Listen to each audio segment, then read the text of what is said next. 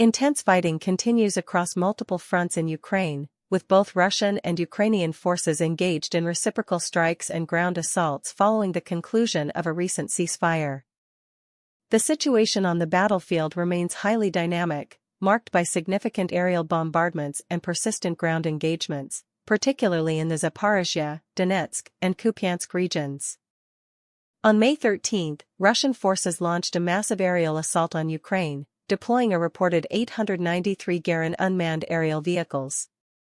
These drones targeted central and western Ukraine, specifically hitting train engines, locomotive depots, and headquarters of the Security Service of Ukraine. Ukrainian media confirmed the large-scale nature of these attacks, noting complex flight paths and the use of both reconnaissance and decoy drones. A Ukrainian Defense Ministry advisor indicated that coordinated air attacks were expected to continue, supplemented by overnight missile strikes. In response, Ukrainian forces retaliated with over 300 long-range unmanned aerial vehicles targeting critical Russian oil infrastructure deep within its territory.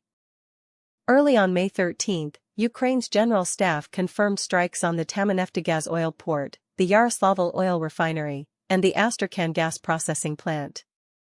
Social media footage and NASA's firm's fire monitoring system appeared to corroborate these claims, showing large plumes of smoke emanating from the affected sites. These facilities are crucial for Russia's energy exports and military logistics, with the Tamanneftegaz port alone handling crude oil, fuel oil, diesel, and liquefied natural gas for global markets. This wave of attacks comes as Ukrainian strikes on Russian oil infrastructure reached a 4-month high in April. On the ground, fighting has intensified across several key sectors.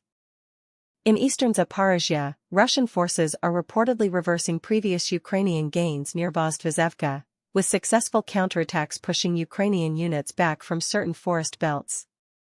The area around Konstantinivka presents a critical challenge for Ukraine, as Russian forces advance into Molocharka, effectively isolating the town from 3 sides. Ukrainian supply routes are under constant threat from Russian FPV drones. Along the border between Donetsk and Dnipropetrovsk, Ukrainian forces have attempted to seize the initiative, concentrating infantry units after the ceasefire. However, these efforts have reportedly met significant resistance and sustained losses due to Russian FPV drones. Ukraine's objective in this area appears to be securing a foothold along the Molocharka River to potentially threaten the northern flank of Russia's eastern operational group. Observers note a disparity between Ukraine's strategic ambitions and its current operational capabilities in this sector. Further north, in the Kupyansk direction, Russian units have continued to make advances, significantly expanding their control and improving tactical positions. Russian forces have reportedly consolidated positions east of the Oskol River, including parts of Kucherovka and the sugar factory area, and are pushing into the outskirts of Petropavlivka and Kurilovka.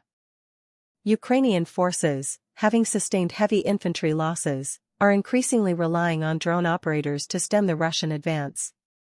Near Sloviansk, Russian forces are also making incremental gains, exploiting what are described as slow Ukrainian reinforcements.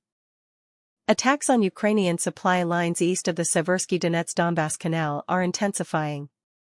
This canal, a formidable natural and reinforced barrier, poses a significant obstacle for any large-scale Russian breakthrough toward the Sloviansk-Kramatorsk urban cluster, a heavily fortified area with defenses dating back to 2014. The ongoing conflict underscores a brutal exchange of blows, with both sides leveraging sophisticated drone technology and concentrating forces to achieve localized advantages.